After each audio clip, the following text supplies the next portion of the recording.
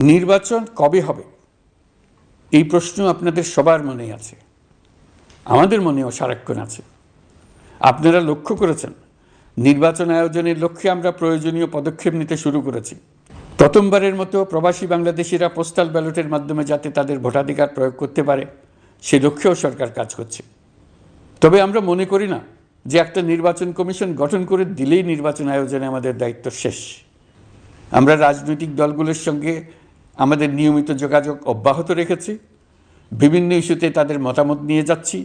সরকারের সিদ্ধান্ত গ্রহণে এসব মতামত অনেকাংশে প্রতিফলিত হচ্ছে। চলমান সংস্কার প্রক্রিয়ায় তাদের প্রতিটি মতামত সক্রিয়ভাবে বিবেচনায় নেওয়া হচ্ছে। আমরা আশা করছি নির্ধারিত সময়ে ডিসেম্বর জানুয়ারির মধ্যেই সংস্কার কমিশনগুলো তাদের সুপারিশমালা সরকারের কাছে পেশ করতে পারবে। তাদের সুপারিশ নিয়ে আমরা রাজনৈতিক দলগুলোর সঙ্গে ক্রমাগতভাবে আলোচনায় বসব। সকলের ঐক্যমত্যের ভিত্তিতেই আমরা সংস্কার প্রস্তাব চূড়ান্ত করব। নির্বাচন কবে হবে এই প্রশ্ন আপনাদের সবার মনেই আছে, আমাদের মনেও সারাক্ষণ আছে।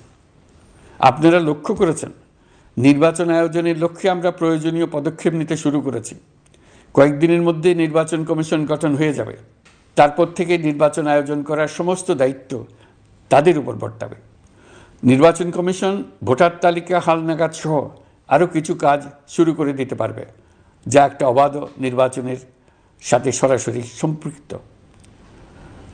প্রথমবারের মতো প্রবাসী বাংলাদেশিরা পোস্টাল ব্যালটের মাধ্যমে যাতে তাদের ভোটাধিকার প্রয়োগ করতে পারে সে লক্ষ্যেও সরকার কাজ করছে।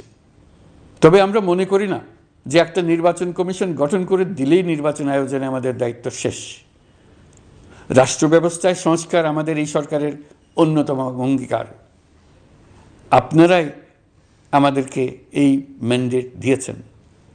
যেই 6টি সংস্কার কমিশন আমরা শুরুতে গঠন করেছিলাম তারা ইতোমধ্যে তাদের কার্যক্রম অনেক দূর এগিয়ে নিয়েছে। বিভিন্ন গণমাধ্যমে আপনারা তাদের কার্যক্রমের আপডেটও দেখছেন। কয়েকটি সংস্কার কমিশন ডিজিটাল প্ল্যাটফর্ম গঠন করেছে। আমার অনুরোধ আপনারা এই প্ল্যাটফর্মে উৎসাহ সহকারে আপনাদের মতামত জানাতে থাকুন। প্রথম 6টি সংস্কার কমিশনের মধ্যে একটি হলো নির্বাচন সংস্কার কমিশন। নির্বাচন অনুষ্ঠানের জন্য এই কমিশনের সুপারিশমালা অত্যন্ত জরুরি। তাদের প্ল্যাটফর্মে যান, আপনার মতামত খোলাখুলিভাবে তুলে ধরুন।